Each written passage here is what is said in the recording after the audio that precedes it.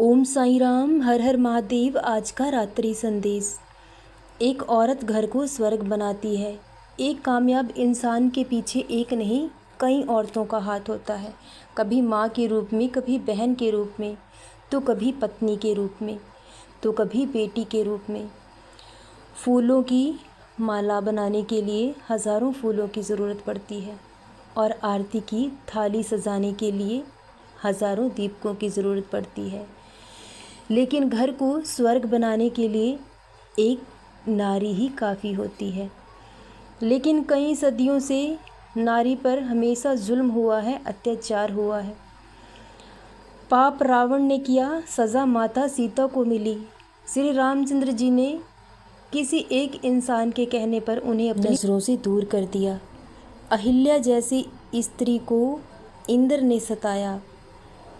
पाप इंद्र ने किया, सज़ा माता अहिल्या को मिली। द्रौपदी जैसी पत्नी को कौरवों ने सताया क्योंकि उसके पति ने उसे जुए में हराया। माना कि श्री कृष्ण जी द्रौपदी जी की लाज बचाने आए, लेकिन अपमानित तो हुई। एक स्त्री भरी महफिल में अपमानित हुई है। और आज इस कलयुग में भी नारी को सताया जाता है, रुलाया जाता है। दहेज के लिए उसे जिंदा जलाया जाता है। जब किसी माँ बाप के घर बेटी जन्म लेती है तो उनकी खुशी का ठिकाना नहीं रहता, क्योंकि एक बेटी बेटे से ज़्यादा अपने माता पिता की चिंता करती है, फिक्र करती है और उनकी परवाह करती है।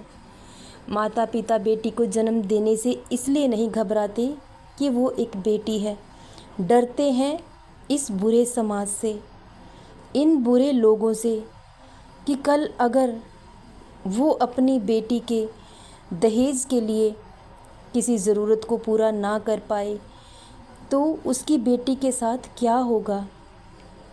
इसलिए माता पिता बेटियों को जन्म देने से डरते हैं, क्योंकि आज भी इस पुरुष प्रधान समाज में स्त्री पर जुल्म होता आया है।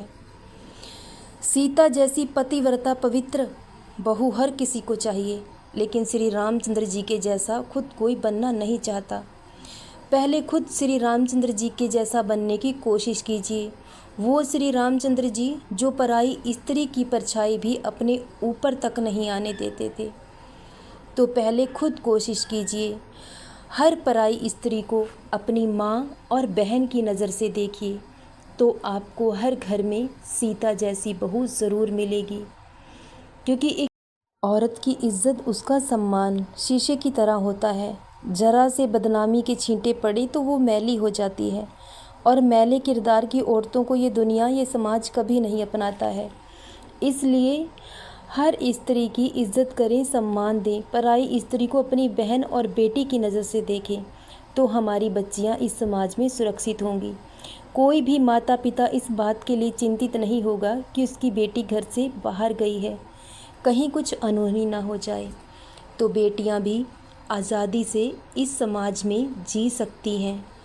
वो भी अपने मन की हर इच्छा को पूरा कर सकती हैं, क्योंकि आज भी हमारे देश में बेटियों पर रोक टोक लगाई जाती है, इसी डर से, क्योंकि लोग समाज से डरते हैं, उसकी बुराई से डरते हैं।